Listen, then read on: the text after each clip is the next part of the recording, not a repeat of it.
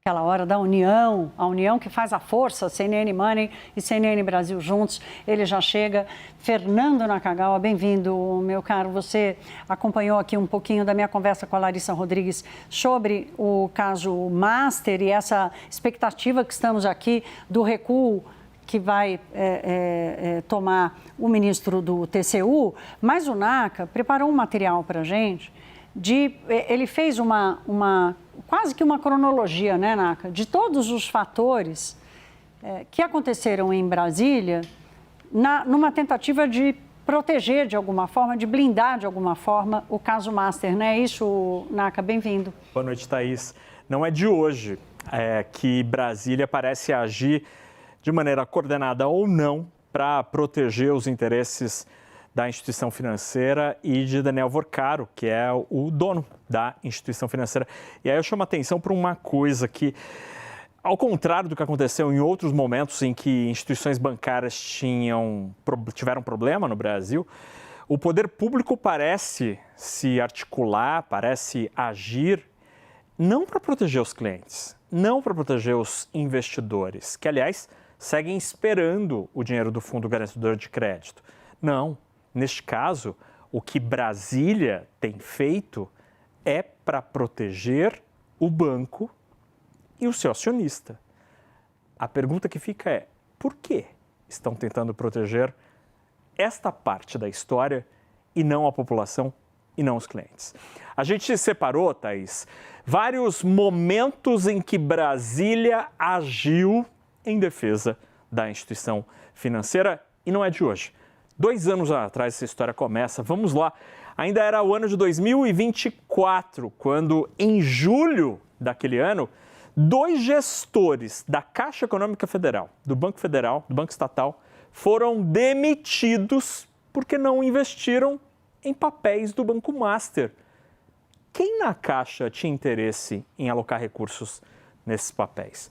No segundo semestre daquele mesmo ano, de 2024, o Banco de Brasília, um banco estatal do governo do Distrito Federal, do GDF, começou a comprar carteiras de crédito do Banco Master. Essa operação se mostrou fraudulenta meses depois. Em agosto daquele ano, um projeto chamou muito a atenção no Senado. É o chamado Projeto Master, o PL Master. O que queria esse texto? Quadruplicar o limite do Fundo Garantidor de Crédito de R$250 mil para R$1 milhão. A leitura em Brasília e na Faria Lima era que o texto era basicamente para favorecer uma instituição financeira que começa com M e acaba com Master. Na próxima tela, a gente tem a continuidade destas ações. Em novembro de 2024, depois que o Senado não aprovou aquele texto, basicamente o mesmo texto foi reapresentado na Câmara dos Deputados com o mesmo objetivo, 1 milhão por CPF no FGC, também foi gongado, o texto não foi aprovado. Em março de 2025 já, o Banco de Brasília anuncia a compra do Master numa operação esquisita, uma estatização, porque é um banco estatal comprando um banco privado. Compram 100% das ações preferenciais e 49,9% das ações ordinárias, aquelas que dão direito ao voto. Ou seja, compraram 75% do banco, mas o controle continuava com Daniel Vorcaro, o banqueiro. Em setembro de 2025, um dia depois do Banco Central dizer nananina não, o Banco de Brasília não pode comprar o Banco Master, a Câmara dos Deputados, lá surge um projeto para demitir diretores do Banco Central, para que o Congresso possa demitir diretores do BC. A gente continua na terceira tela das investidas de Brasília, quando em novembro do ano passado o TCU, o Ministério Público, junto ao TCU, inicia uma ação para apurar uma suposta omissão do Banco Central. Em dezembro, também, mas no Supremo, o ministro Dias Toffoli decide transferir a investigação sobre o banco, que estava na Justiça do Distrito Federal, para o Supremo, com a alegação de que um deputado era citado numa possível operação que sequer foi concluída.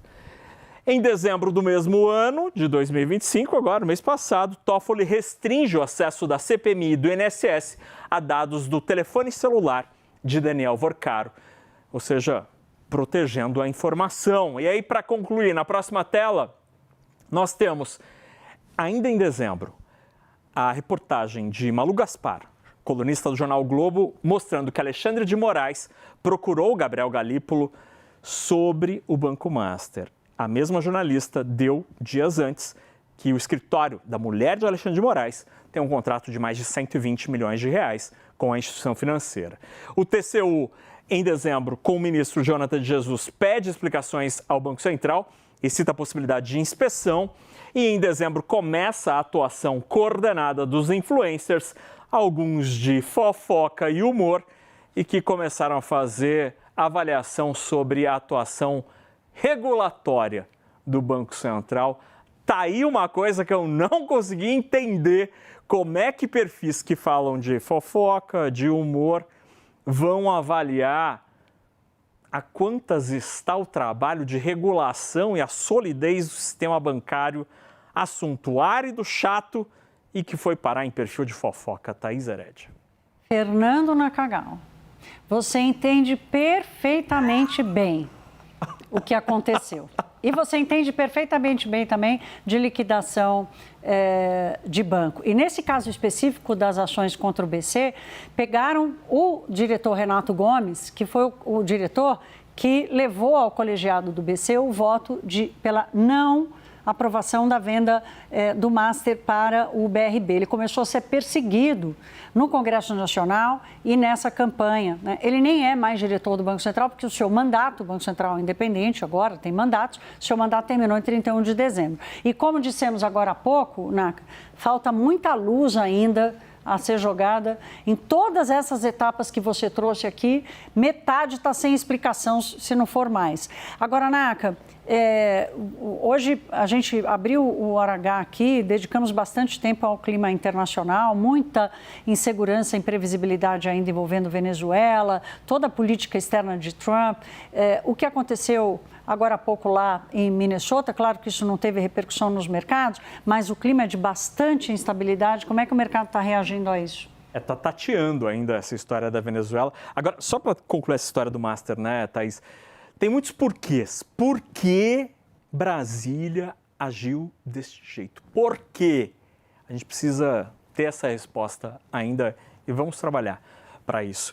Agora, sobre o mercado financeiro nesta quarta-feira, os investidores continuam tateando para entender como o que aconteceu na Venezuela está acontecendo neste momento lá em Caracas, em Washington, vai afetar a economia mundial e a economia brasileira. E com esse tom um pouco mais cauteloso, o mercado terminou meio mal hoje aqui no Brasil. A Bolsa caiu mais de 1%, recuou 1,03% e perdeu o patamar de 162 mil pontos. O dólar terminou o dia praticamente estável, mas com uma leve alta em R$ 5,38. Entre os destaques desta quarta-feira, o petróleo reagiu bastante. Na próxima tela a gente tem o fechamento de hoje. A informação dada ontem pelo presidente Donald Trump de que vão receber 50 milhões de barris de petróleo. Eles, americanos, vão receber 50 milhões de barris da Venezuela. E se tem mais barril de petróleo por aí, especialmente nos Estados Unidos, a oferta cresce, o preço cai. O WTI, que é a referência nos Estados Unidos, caiu 2% neste pregão, caiu bem mais do que o Brent, que é a referência na Europa e também usada aqui no Brasil, caiu menos 1,20% com o temor deste petróleo venezuelano chegando aí no mercado. E para concluir, na próxima tela a gente tem destaques do mercado norte-americano, porque por lá a Warner Bros., que está sendo namorada pela Paramount e pela Netflix, disse que, olha, a oferta da Paramount não é muito boa não, eles estão querendo comprar a gente, mas é com muita dívida. Essa operação, o conselho disse que não é adequada e indicou isso aos acionistas. E por isso a ação da Paramount caiu quase 1% hoje. Já as ações da Netflix, que ficam e continuam no páreo, subiram um pouquinho, 0,13%. Aparentemente, o casamento vai ser entre esses dois aqui, ó, Warner e Netflix. A Paramount está sendo escanteada, Thaís Herédia.